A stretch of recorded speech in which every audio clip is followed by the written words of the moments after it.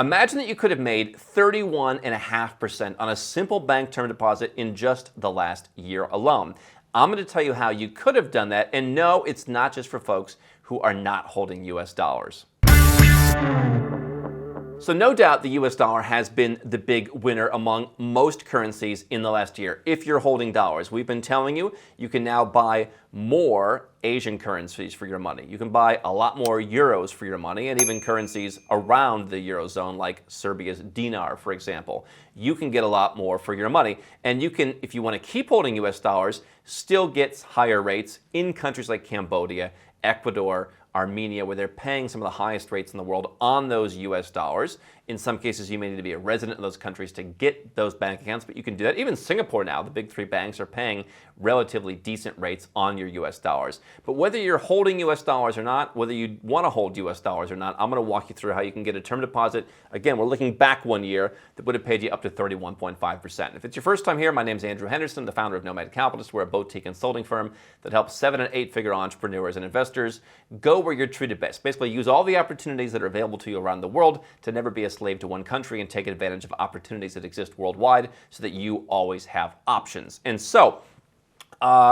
let's talk about if you basically took money that you had, put it into a foreign currency. So the most simple example, if you were holding euros and you would have converted that into dollars a year ago, you would have gotten a 16% bump on your money, basically, because the euro has lost about that much in the last year.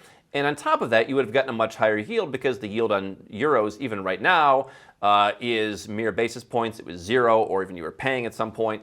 But you could have gotten 5% in Armenia, 6% in Cambodia, 7% in Ecuador. Obviously, you're not putting all your money into the banks in those countries, although Armenia and Cambodia in particular do have some pretty strong banks owned by international groups. So you could have gotten 21, 22, 23%.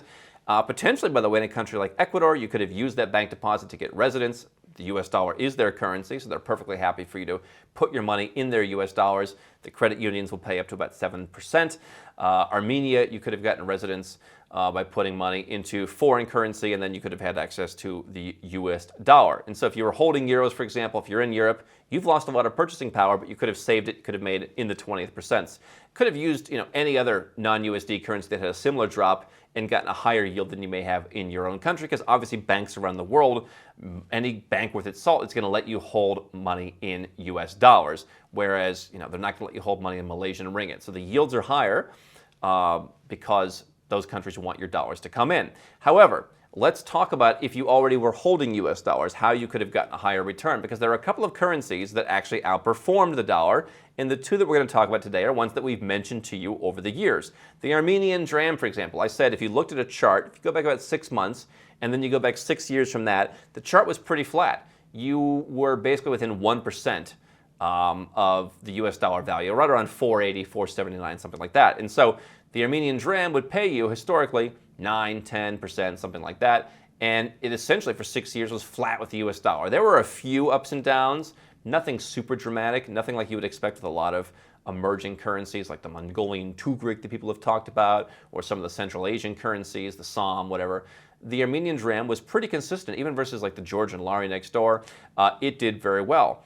In the last not even a year, it is up about 22% against the US dollar. And so if you are me and you are employing people in Armenia, you are a little bit down for the count. Fortunately, I also had some term deposits in Armenia, both in US dollars and in Dram, as I'm waiting to figure out where to deploy that capital. And so you can earn about 9.5%, 10% on that. So there's your 22 plus 9.5 gets you up to about 31.5% that you would have gotten if you would have bought into the Dram from US dollars a year ago. Got that 9.5% term deposit.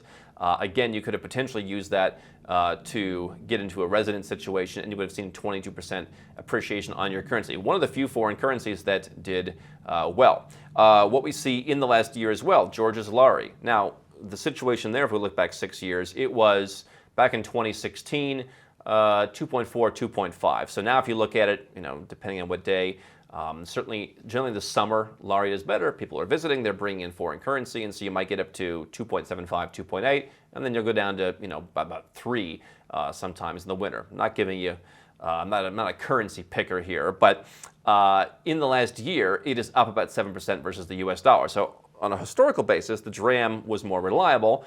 However, in the last year, it hit some lows. And so for me, who has some exposure to the Lari and has some costs in Lari on an ongoing basis, not a lot, when the Lari hit this all-time low against the dollar of about 3.45, I moved some money in, locked it up at like 12.5% they were paying.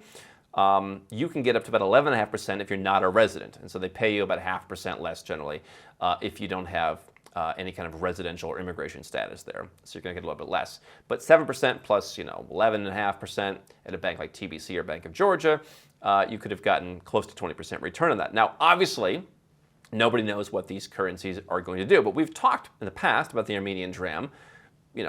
Who knows what the future will hold? So obviously don't go out and just put all your money in Dram because I said so. It's not what I'm saying.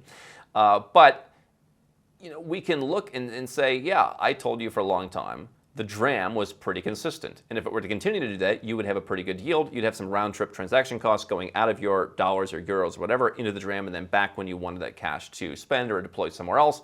But you would have done very well. So this shows the power of, happens to be two places that we've been talking about, two banking and currencies that we've been talking about, but it shows that there are always opportunities somewhere. And so if you're thinking, oh, the US dollar has done very well, you are correct, especially versus Asian and European currencies. And so now is a great time to take your dollars, and if you want to move to Thailand or get a residence permit in Thailand to keep in your back pocket, only live there one day a year, sure, it's going to be cheaper for you to do that. You want to move to Malaysia, you want to do the MM2H program or their new VIP program, it is now cheaper to do that.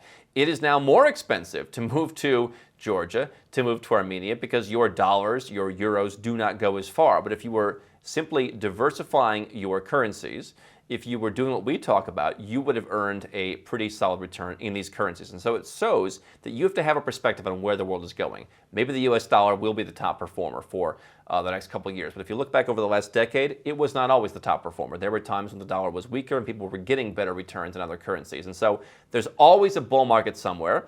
Even if the dollar is strong versus most currencies and has gained on most currencies, here too it hasn't. And so you always want to be open to all the opportunities around you. Having money in banks around the world may be reportable if you're an American, so you want to make sure you follow those requirements, but it gives you the chance to diversify. Not only to diversify, not to have all your funds in just one country and under one country's system, but to be able to have other currencies that may do well. People to start parking money for opportunities in the future. Right? You want to buy property in these two countries, you're generally going to pay in dollars, so it's not going to help you with that. But in other countries, you could diversify where the dollar is now strong and you have the chance to buy at a bargain, buy those currencies, maybe earn a higher yield, and then if you believe that currency is going to go up in the future, if you believe the euro is going to go back, if you believe the ringgit is going to go back, if you can believe the baht is going to go back to where it was over the historical average of the last 5 or 10 years, buy in now and get an appreciation on that currency while potentially getting your residence, citizenship, property, or whatever else that you want at a discount.